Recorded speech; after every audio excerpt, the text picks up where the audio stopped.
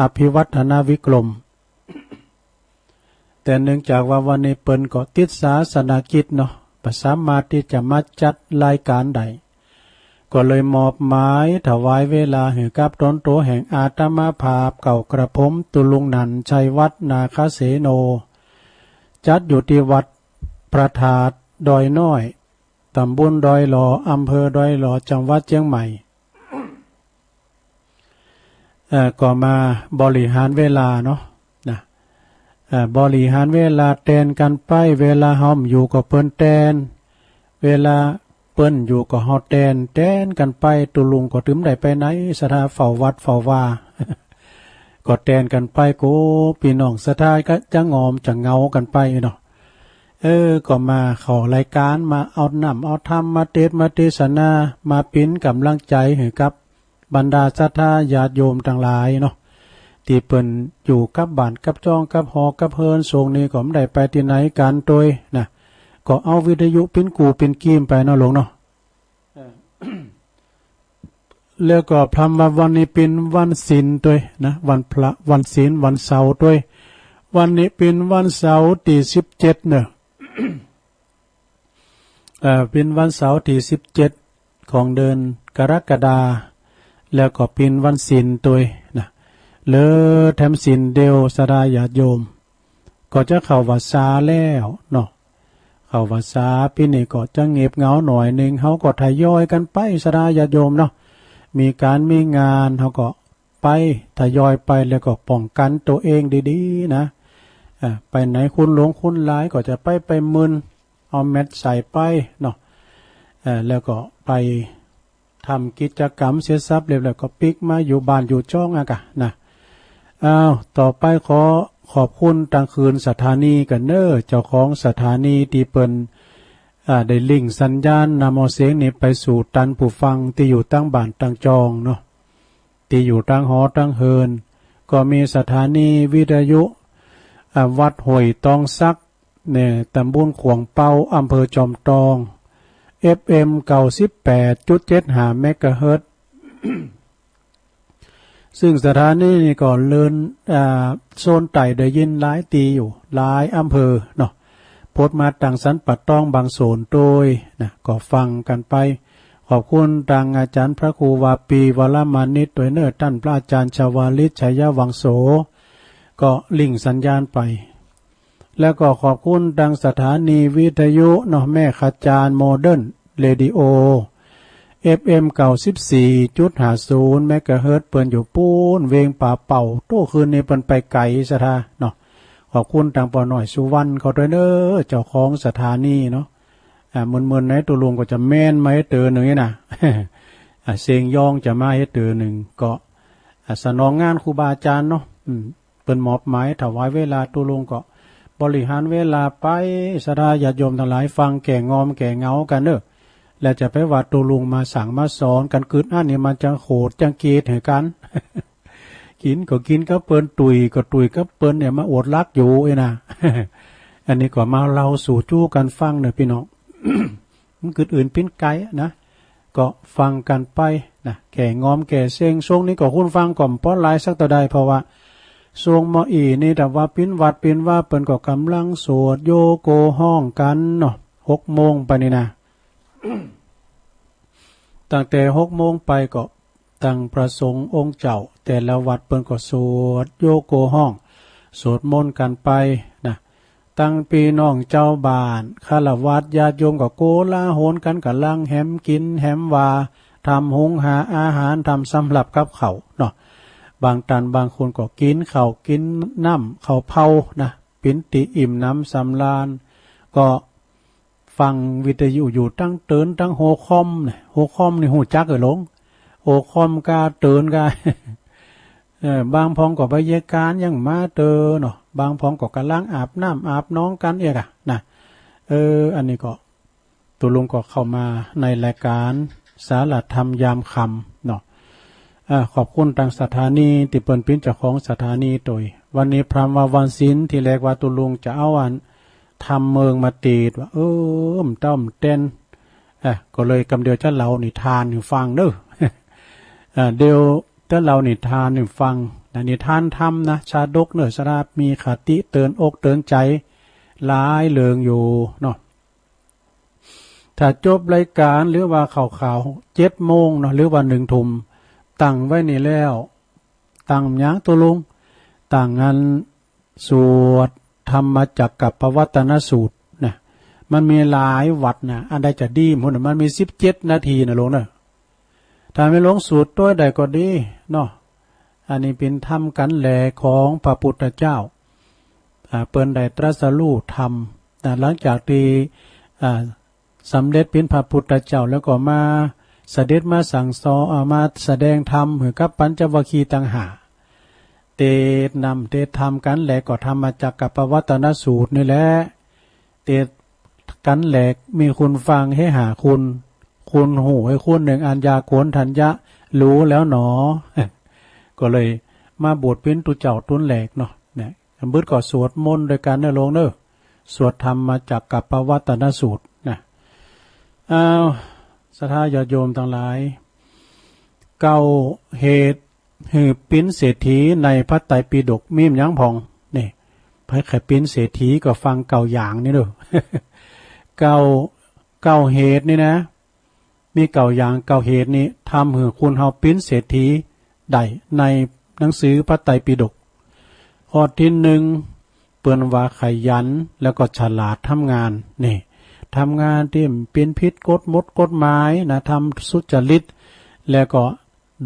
ได้ปัจจัยมาแล้วก็เก็บหอมไว้ดีๆนี่นะเนาะขยันและก็ฉลาดทำงาน เป็นข้อที่1เนาะข้อที่2ฮู้จักเก็บรักษาทรัพย์ที่ได้มาจะไปกินง่ายจ่ายอวยเนอะศรัทธา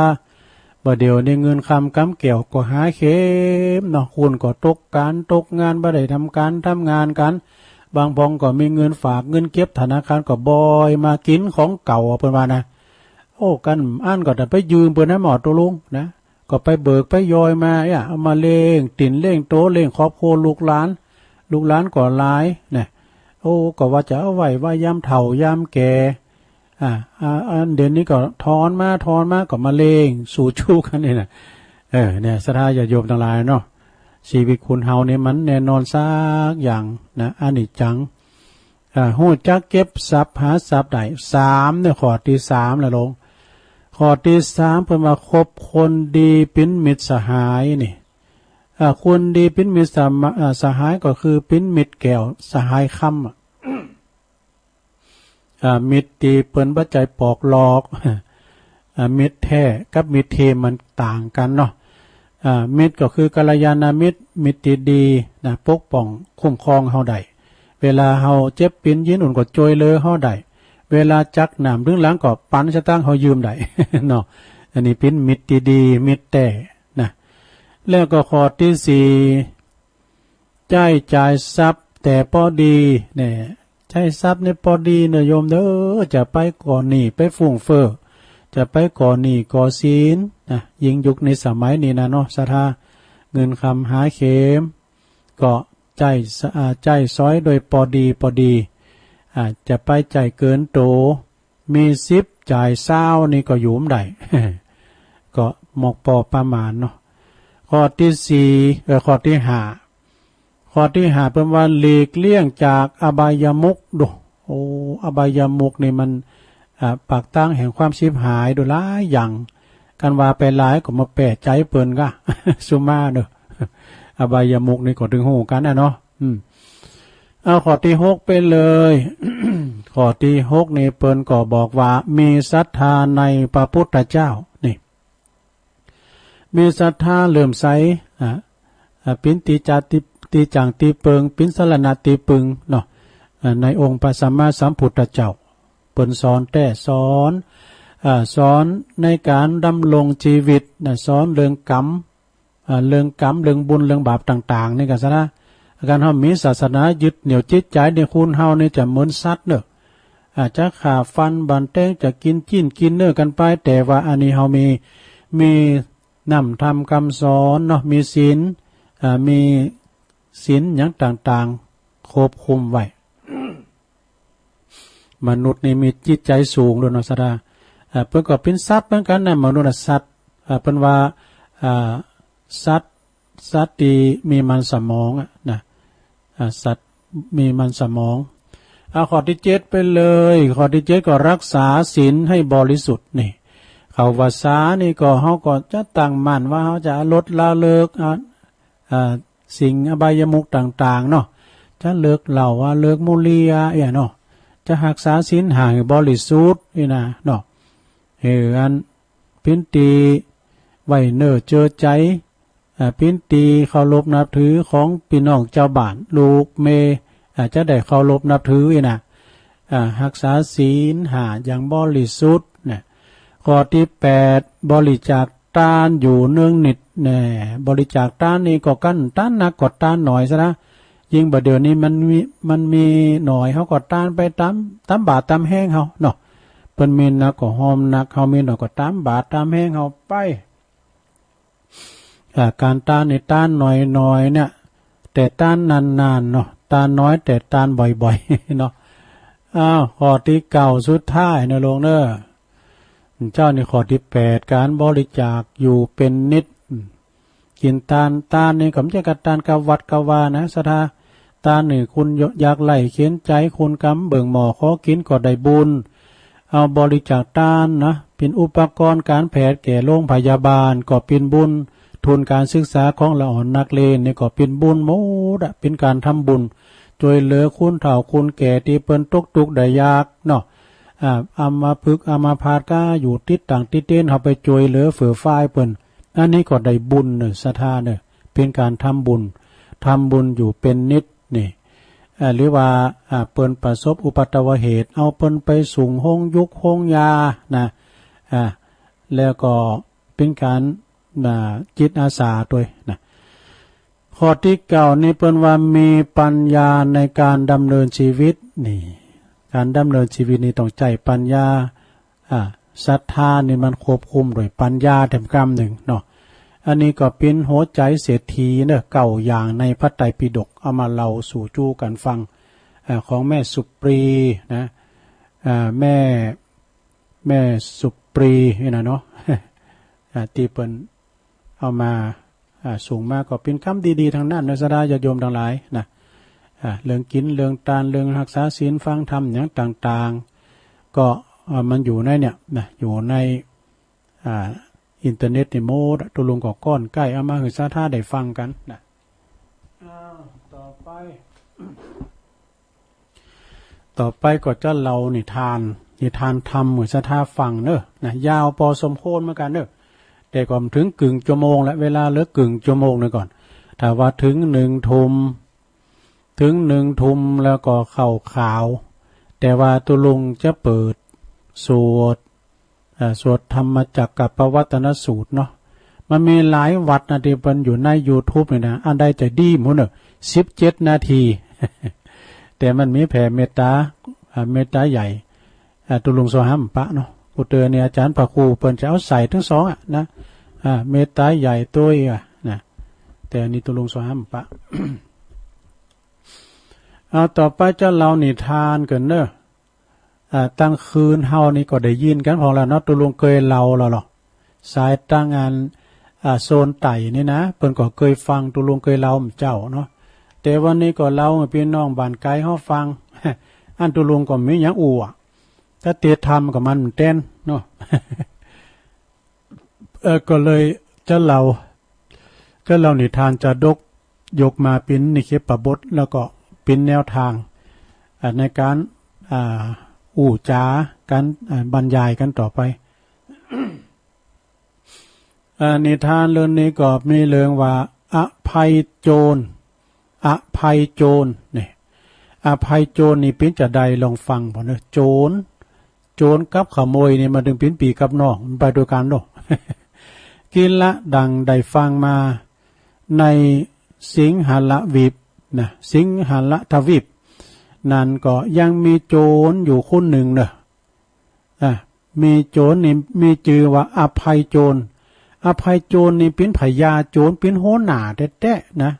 เป็นหัวหน้าโจรแล้วก็มีบริวารมากมายประมาณ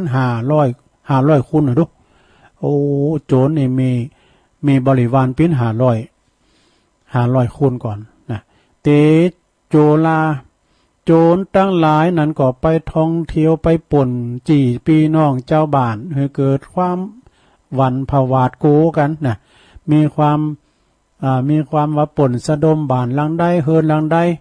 เปิ้นมังเปิ้นมีหน่อยก็ปากันป่นสะดมเอาเงินเอาคำกำเกี่ยวเปิ้นมาอยู่น่ะ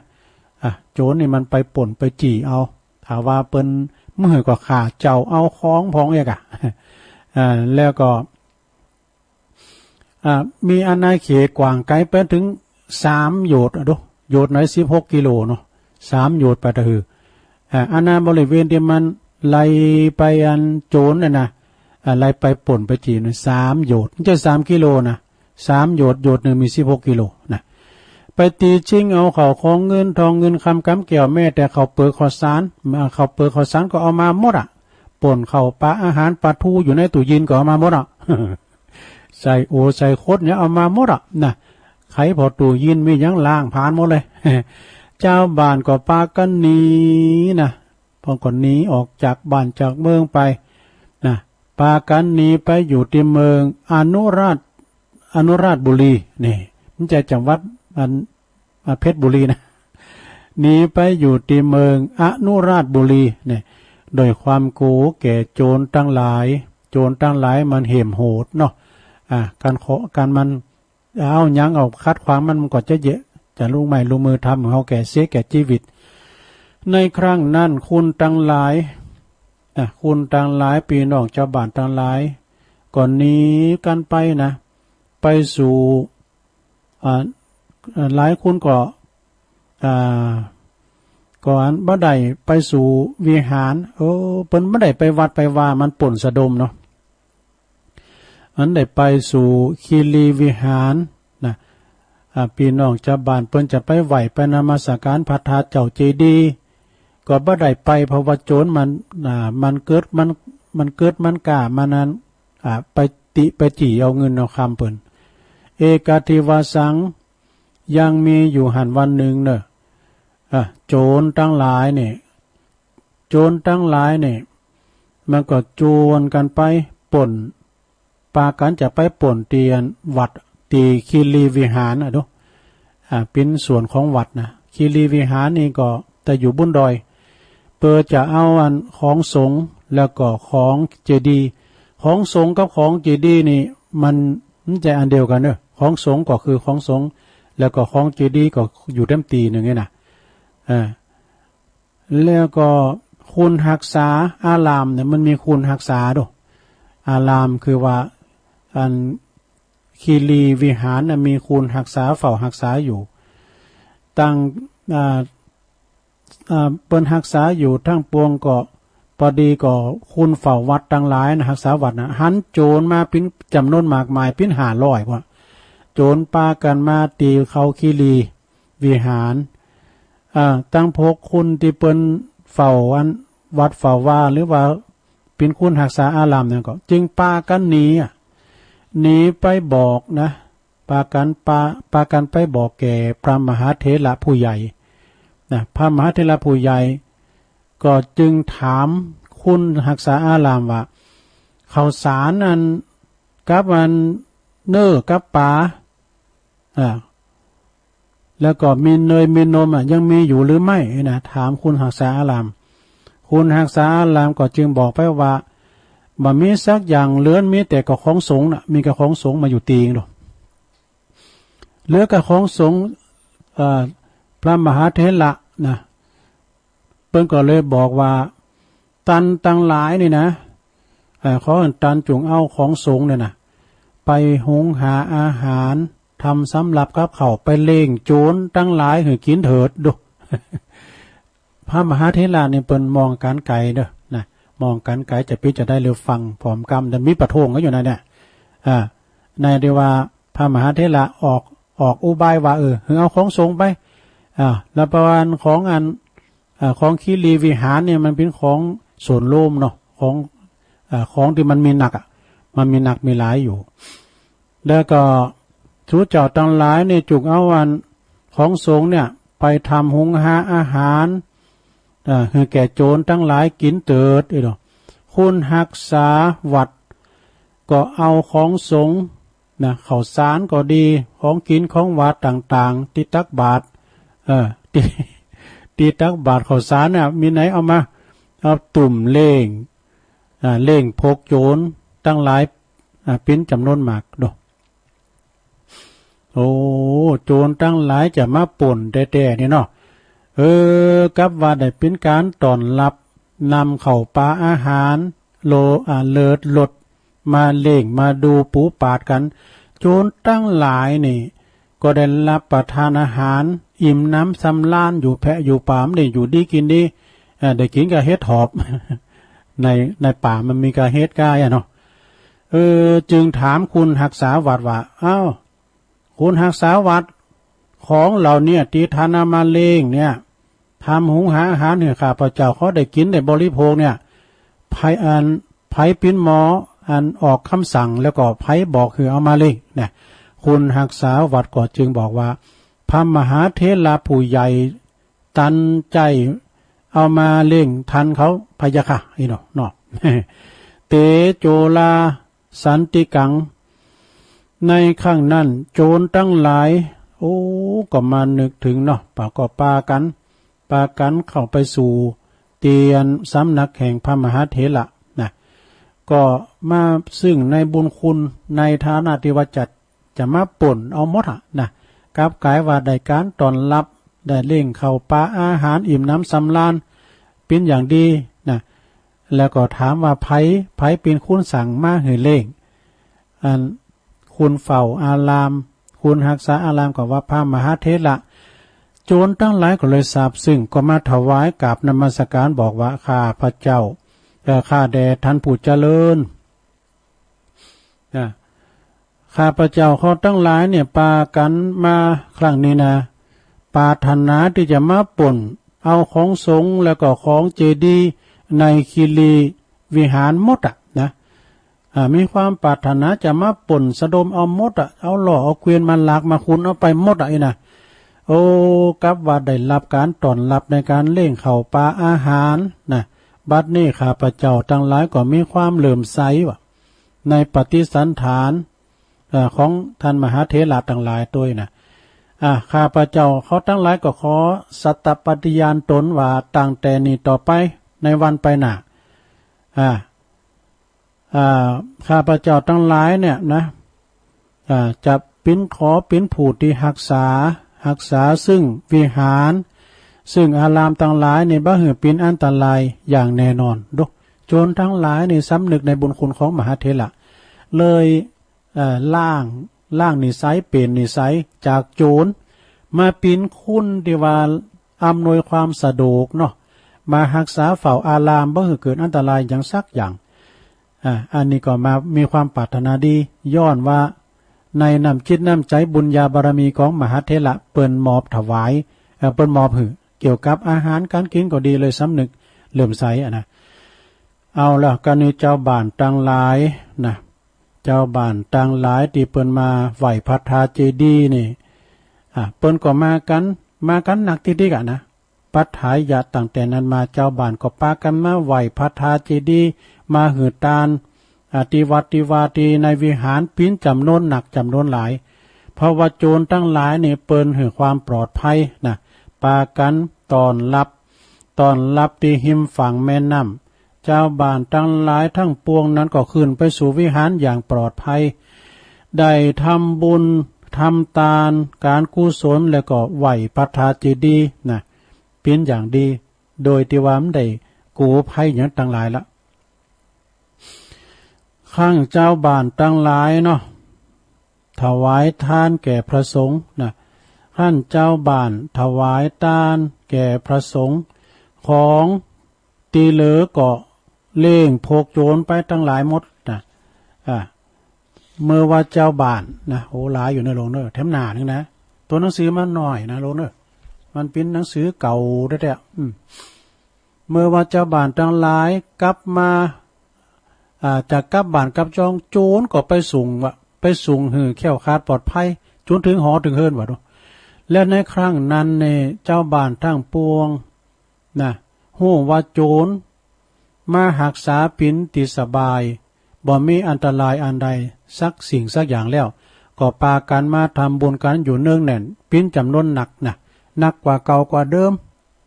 ด้วยอานิสงส์ตีธรรมอามิสปฏิสันฐานเล่งเข้าเล่งน้ำจุนโจรเนี่ยกับอกกับใจมาเป็นคนดีนะ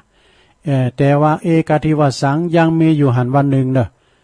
ภิกษุทั้งหลายเนี่ยอู่กันโจตนากันนะหาว่ามหาเถระเนี่ยเอาของสงฆ์เนี่ยไปเล่งพกโจรว่าหั่นมันก็มีสองฝักสองฝ่ายเหมือนกันด้วยสมัยเมื่อก่อนนะหลวงมีภิกษุส่วนหนึ่งนะพระภิกษุส่วนหนึ่งเนี่ยก็หาว่าพระมหาเถรน่ะเยอะมันถูกแม้นใจแล้วนะของสงฆ์เนี่ยแล้วเอาไปเล่งโจรเนี่ยมันไปดีเนี่ยมีหันต่างแล้วตอนนี้นะเอาคือแกพกโจรทั้งหลายนะบ่สมควรเลยขึ้นชื่อว่าโจรเนี่ยมันถึงบ่ดีอยู่หั่นน่ะโจรเนี่ยมันเป็นอายของขโมยนะ มันตระกูลของขีลักเนาะเทโลตังสุตาพระมหาเถรได้ฟังภิกษุทั้งหลายว่าดังนั้นแล้วพระภูมิภาคเจ้าเนอะจึงฮือประชุมสงฆ์ทั้งปวงนี่พระภูมิภาคเจ้านี่เปิ้นก็ประชุมสงฆ์ในสภาธรรมในธรรมสภาเนอะมากันหมดแล้วก็จึงถามพระสงฆ์ทั้งหลายว่าอาวุโสดูก่อนท่านผู้อาวุโสทั้งปวงโจรทั้งหลายเนี่ยจวนกันมาป่นเอาเข่าเอาของสงฆ์แล้วก็ของเจดีย์ของอันเจดีย์เฮาจึงเกิดว่าโจรป่นเอาของสงฆ์แล้วก็เจดีย์ไปได้จึงเอาพัสดุของสงฆ์เนี่ยไปปฏิสันฐานหือโจรโดยของสงฆ์ดังนี้เนี่ยซับซ้อนหน่อยนะลงเนี่ยตุลุงขนาดตุลุงวาได้แต่ตุลุงย้ำเข้าใจเนี่ยมาลงได้เข้าใจอยู่ปีนี้นะลงเนี่ยดูก่อนอาวุโสตันจงกะละกาของสงฆ์กับของเจดีย์หรอนี่พระพุทธเจ้าเพิ่นกะเอาไปกันนะดูก่อนสงฆ์ทั้งหลายที่ปะทง ลองกะบอกแล้วของสงฆ์กับของพระธาตุเจดีย์น่ะอันใดมีการราคาหนักกว่ากันนี่ตั้งเจ้าตัวเจ้าน้อยทั้งหลายก็ดักไปเฮ้ยนะเฮาหันว่าราคาไหนที่จะมากกว่ากันภิกษุทั้งหลายก็ในคำนวณราคาพอแล้วของสงฆ์นี่มีเพียงน้อยนิดแต่ของเจดีย์ที่โจรหมอไปน่ะมีหนักหนาป้าป่านนะของสงฆ์เนี่ยหมายความว่าเอาไปเล่งเปิ้นนะเอาไปเล่งโจรก็กลับกลายเป็นคนดีนะลองบันเล่งลองเอาซะท่านนะเปิ้นว่าถ้าลองบันเล่งมันจะเอาไปตึงมดตึงของสงฆ์ตึงของเจดีย์แล้วมันจะอยู่ได้แล้วไผจะพิษหรือไผกันน่ะเนี่ยโจรมาจะเอาไปจุนเสียงเรื่องเลยนะพระสงฆ์จึงปรึกษากันว่าพระมหาเถระทำอย่างนี้ถูกต้องที่สุดแล้วชื่อว่าได้การทำดีที่ชอบนะประกอบด้วยคุณแต่นะเปิ้นเข้าใจมองมีวิสัยทัศน์ไกลเนาะนะเลยบอกให้คุณเฝ้าอารามปากันตุ่มเข้าเล่งเนาะแฮมกินแฮมว่าเล่งหมู่พกโจรได้รับการต้อนรับเป็นอย่างดีก็เลยทราบซึ้งถามว่าไผเป็นคนสั่งเล่งไงนะไผจะจ่ายเปิ้นก็ว่าพระมหาเถระดูจุนว่าเปิ้นสยบศิโลลาภในบุญกุศลในเมตตาบารมีของมหาเถระและมีตัวเจ้าน้อยทั้งหลายเนี่ยพออกพอใจเนี่ยมันไปถูกจะได้มหาเถระเยอย่างของสงฆ์เนี่ยเอาไปเล่งโจรเนี่ยก็ล้อมเล่งมันเนาะตึงมดตึงพัทธาเจดีย์ตึงวิหารคีรีแล้วก็ตึงของสงฆ์มันจะหม่อมแจ่ไปหมดปุตตินปูเนี่ยกับนั้นที่จะปกป้องเสซึ่งของสงฆ์พัทธาเจดีย์จะพินาศไปหมดคือว่าโจรจะต้องเอาไปให้เสียงหมดเนี่ยอันนี้ก็คือตั้งภิกษุตั้งหลายที่เปิ้นปะโทงก็เลยยอมหลับเนี่ยหันโดยกับมหาเถระที่เปิ้นทำถูกต้องที่สุดแล้วนะโจรตั้งหลายเปิ้นบ่เบียดเบียนบ่เบียดเบียนแล้วก็ตั้ง พระภิกษุตั้งหลายก็เลยเข้าฮักกันเลยด้วยความสมัครสมานสามัคคีตึงโจรตึงพระสงฆ์ตึงมหาเถระก็เลยเป็นอันหนึ่งอันเดียวกันในกาลนั้นเรื่องนี้ก็จบลงไปซะละบ่ยาวกันแล้วเนาะเป็นเรื่องงานมหาโจรที่เปิ้นไปป่นก็เวลายังมีอยู่เดี๋ยวตัวลุงโซหาทำเรื่องนึงกันเนอะเอาเรื่องนี้ดีกว่านี่กำเดียวจะมีอย่างเราเนี่ยกันจบนี่แล้วที่เรียกว่าจะเอาไว้คำตอนหลังเนี่ยจะมาดูเนาะเรื่องอันนี้ก็พี่น้องตั้งบ้านเฮาได้ยินหมดแล้วไปตั้งพี่น้องตั้งเวียงป่าเป่าตัวลุงจะเล่าเรื่องบุรุษคุณขี่ลักเนี่ยบุรุษขี่ลักลักหยังลักหานวะดูเป็ดกับหานกับหงนี่มันคล้ายกันนะนอกสถานปากมันแปบเหมือนกันนะหานนี่มันบินได้แล้วก็หงนี่มันก็บินได้เป็ดมันบินได้เหมือนกันแต่บินไปไกลเหมือนไก่เนี่ยค่ะแต่ไก่ป่านี่บินไกลนะไก่ป่าเนี่ยนะ นิทานเรื่องนี้มีชื่อว่าบุรุษลักหานมันลักขโมยหานนะเอโกปริโสยังมีนิทานอีกเรื่องหนึ่งว่ามีบุรุษคือว่าชายหนุ่มคนหนึ่งนะอยู่ในเมืองปาราณสีบุรุษผู้นี้มีทาสคือคุณหับใจอยู่คนหนึ่งเนอะทาสเนี่ยทาสผู้ซื่อสัตย์อันนี้มันซื่อสัตย์นะลองฟังบ่เนาะนะนายบุรุษคนนี้ก็ไปลักเอาหารในโซนอุทยานนะอุทยานของพระเจ้าปาราณสีดูลักทั้งไผ่มันลักทั้งพญาเจ้าเมืองนี่เนาะ เมื่อวันลักอาหารของพญาเจ้าเมืองได้มาแล้วบุรุษนั้นก็เลยมีความประมาทในการลักหารนะได้นำเอาหารนำไปให้แก่ทาสเนี่ยทาสคุณหับใจเนี่ยนะแล้วก็บอกให้ทาสเนาะบอกให้แก่ทาสความว่าอันนี้นะเป็นหารของพระราชานะบ่เฮ้ยนะกูลักเอาสุมาเนี่ยกูลักเอามาเนี่ยอูกับทาสกูลักเอามาเนี่ยจากสวนอุทยานบุญนะน่ะมึงเนี่ยเอาหารตัวนี้นะเอาไปข่าให้หือตายเอาไปข่าเสียหือตายแล้วก็เอามาตุ่มเอามาปิ่งเอามาจีหือกูกินในวันนี้ ทาสนั้นได้รับฟังฉะนั้นแล้วก็ได้ทำตามตีเจ้านายได้สั่งทุกประการน่ะมันก็เลยไปจัดการสังหารหารตัวนั้นหือตายเนี่ยแล้วก็มันก็ขึ้นฉลาดได้เนี่ยทาสคนนี้นะมันก็ตัดเอาโหหารไว้เนี่ยเอาตัดเอาโหหารไว้โหมันนะตัดไว้ครั้งนั้นนายอุญญาณนายหักษาอุทยานนะเหมือนกับนายหักษาคุณหักษาอารามเจ้าค่ะอันนี้เปิ้นมีหน้าที่หักษาในสวนอุทยานเนอะหู้ว่าหารหายไปนี่หารหายไปจึงไปกราบทูลยังพระเจ้าปาราณสีคือทรงทราบนะพระองค์ทรงทราบแล้วก็ทรงพระกิ้วใช่กะทรงพระพิโรธทรงพระโรธเนาะพิโรธก็ตุลุงของจางในราชาทราบเนี่ยนะพระองค์ก็เลยรับสั่งเนอะคือสืบหาโตไอ้โจรคนนี้มาคือได้นะอุ้ยไอ้โจรคนนี้มันเป็นคุณจะได้แล้วหรือมันมาเหยียบจมูกกูนี่มันยังหัวน้อยไหมคะเอาไปสอดจับมาคือใดเนอะไอ้โจรคนนี้มันเป็นคุณจะฮื้อน่ะโอ้ของพระเจ้าพระราชาเต้มันมายับมันลากไปสืบได้นะไผ่ถ้าว่าไผ่สืบได้แล้วก็ไต่เต่าไปในการจับกุมมันมาได้นะไอ้โจรคนนี้นะข้าจะตกปันรางวัล500 บาทดู500 บาทก่อนมันนักนะจะปันรางวัลเป็นเงินไทย500 บาทนี่เป็นรางวัลเนอะนะโอ้ข่าวนั้นก็ลือกระสอนไปในโรงเนอะลือกระสอนไปตึงไก่ว่าหารของพญาเจ้าเมืองหายไปตัวหนึ่งถ้าไผสืบผู้ว่าไผเป็นคุณหายตีลักเอาหารไปนะเปิ้นจะหือรางวัล500 บาทฝ่ายว่าทาสเนอะนี่ทาสนี่มันหลินซื้อแล้วเฮ้ย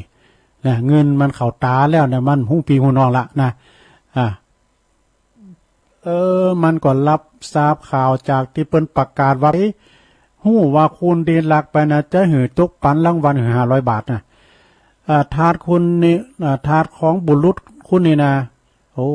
มันย้ำเกิดหอดจะมันตุกผานกันอยากก็อยู่อาศัยก็เปิ้นใจคาเปิ้นกินจะได้ก็ได้คิดอย่างนั้นคอยหับใจเปิ้นนะบ่ได้ตุกบ่ได้อยากเวลา ลาบใหญ่จะเข้ามาแล้วลืมไปหมดอันนี้เป็นวันเลือดเข่าตาน่ะลงเนอะมันดึมกึดอย่างเหมือนจะเปิดได้ถูกหวยนะครับทาสคุณนี่ก็ที่ซื้อสัตว์ของบุรุษผู้นี้นะก็เลยหู้ว่าจะมีพระราชทานสินบุญเนาะสินบุญนะถ้าไผหู้ว่าไผหลักนี่นะเนาะจึงแล้วก็จึงจะได้เงินอยู่500 บาทโอ้500 บาทนี่ก็พอที่จะเลี้ยงชีวิตไปถึงสุดจาดเนี่ยให้ดูเงิน500 บาทก่อนนะคิดอย่างนั้นแล้วนายทาสคนนี้ก็เลยเอาหัวหารนั่นนะเอาหัวหารนั้นติดไปตัวแล้วก็ไปถวายให้เอาไปให้ราชบุตรก่อนโน่เอาไปให้ราชบุรุษคือว่าคนที่เปิ้นเฝ้าส่วนอุญญาณน่ะแล้วก็บอกความไปเหือนราชบุรุษว่านายของข้าพเจ้านั่นแหละเป็นคนลักเอาไปแล้วก็เอาไปแกงกินนี่นะทำเจอเนี่ยโหไม่มีนี่โหหารไม่นี่นะโหหารไม่นี่นะท่านทำเจอนะเนี่ยข้าพเจ้าเอาติดมาเนี่ยนะนายราชบุตรนั่นก็หันว่าโหหารโอ้แมนแต่อันนี้หารของพระราชาอันนี้หารนี่โหหารนี่เป็นพยานอยู่แล้วนะราชบุตรก็เลยไปตกปันรางวัลนี่ก่อนตกปันรางวัล500 บาทมันก็แอนไฮเชฟอะกะต่อจากนั้นเพิ่งก่อนละไปลากเอาละครราชบุรุษเจ้านายมันก็เอาไปลุงโตดว่ะทันทกรรมทันทนาทันทกรรมเนาะไปรับโทษทันพันธนาการได้ไปเสวยทุกขเวทนาเป็นอันมากหนักหลายเนื้อสถานเนาะก็โดยความประมาทตีไปบอกความลับแก่ทาสนี่ทาสนั้นก็หลินสื่อหันเงินหนาดำหันค่ำหนาเสาก็เลยเอาโหไก่โหไก่ก็ชั่วมากเลยโหหานไปบอกไปฟ้องแบ่งเงินเข้ากระเป๋าแอนไฮเชฟนี่ ปล่อยเจ้านายไปรับเคาะเนี่ยจึงต้องได้เสวยทุกขเวทนาเนาะดังพรรณนามาชนีก็เลยจบลงไปนะลงเนอะนิทานเริงบุรุษหลักหารเนอะเนี่ยสนะญาโยมทั้งหลายกันหลักเนี่ยมาดื่มบัดดีแต่ว่าเปิ้นว่าโตตุลุงก็เคยมาแล้วก่อนนะ ก่อนนี่มันลักไข่เป็ดเพิ่มได้2 แก่นได้ลงไปมีอย่างหนักก็เปิ้นก็เอาห้องไปสั่งซ้อนก่อนมาน้อยเลี้ยงควายมันจะหูอย่างนี้นะอันนี้ก็เลยว่าไปลักของพระราชานี่เนาะ ก็เลยติดขอกติดขังเลยโดนทันตกรรมไปเนาะอันนี้ก็จบลงไปเนาะสราญาโยมทั้งหลายขณะนี้ต่างหลายก็กำลังรับฟังรายการนะธรรมะยามค่ำเนี่ยก็จื่อเปิ้นสังหัวหน้าตามก็เตือนตุลุงผมจะได้ฟังเพราะว่าช่วงนี้จะไปสวดมนต์สวดมนต์ตีกุฏิหลวงพ่อว่าถึงพันเนนไปสวดมนต์กันนะตั้งแต่6 โมงไปต่อหิม7 โมงปุ่นน่ะถึงภาวนาก้ำยังไงนะก็สวดธรรมจักรนะกะนะแล้วก็มาฟังตอนสุดท้ายอาจารย์พระครูเปิ้นเปิดสายนั่นเนาะ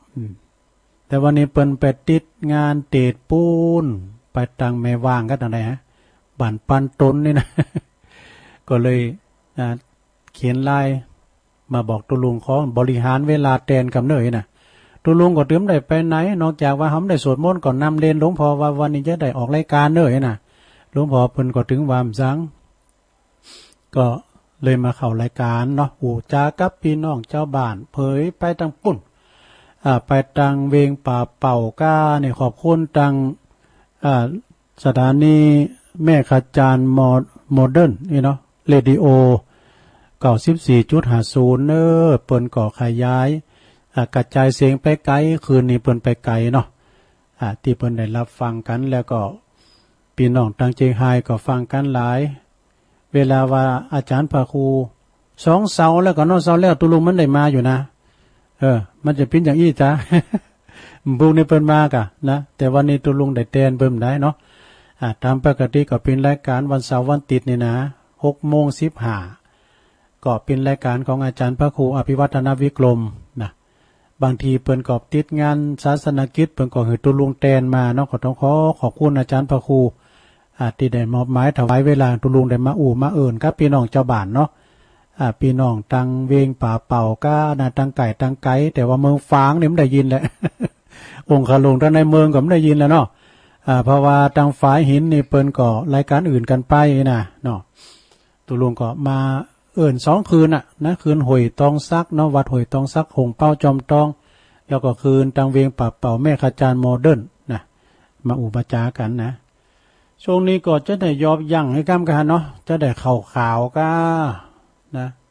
เหลือเวลาแถม2 นาทีกำเดียวเฮามาปะกันชง2เนาะตั้งแต่ทุ่มกึ่งปิ้นตุ่นไปอู่ไปสักน้อยตูลุงก็จะเปิดสายให้พี่น้องสัทธามาอู่เอินกันเนาะอู่จะปาใสกันจะเอินจะอู่กันเพราะว่าตูลุงก็มีกำตึกมาด้วยกำมันตึกมากับปุ้งปันให้พี่น้องสัทธาได้อู่ได้เอ้ยกันน่ะโทรมาทักทายกันเนาะ มาเช็คคืนเช็คสายกันนี่ค่ะนะแต่ตอนนี้นี่ก็ตุลุงจะได้ยอบอย่างให้กันเนอการไพ่สวดธรรมจักได้ก็สวดไปนะตุลุงจะเอาธรรมจักใส่ก่อนเนอสาธาเนอเอาเจริญปอนไปอีกกันเนาะสาธุสาธุกันเนอเดี๋ยวปะกันรอบ2เนาะเจริญปอน